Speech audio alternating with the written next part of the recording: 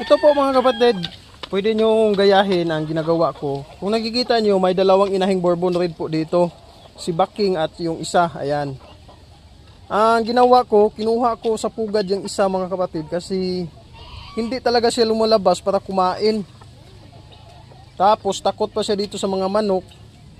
Pag lalabas siya, may pagkain, ngunit may mga manok, hindi po siya talaga makakakain. So, ang pwede ninyong gawin is, kagaya nito, maglagay kayo ng 3x3, maglagay kayo ng kanilang pagkain para makakain sila mga kapatid. Ito rin si Bucking, lumabas ng si Bucking, kagandahan ni Bucking dahil lumalabas po talaga siya pag wala na talaga, kumbaga gutom na siguro. Kaya yun, lumalabas po siya. Maaari nyo po itong gawin mga kapatid dahil minsan nagkakaproblema po yung ating mga inahin pagkatapos nilang maglimlim at makapamisa na po. Magtataka ka na lang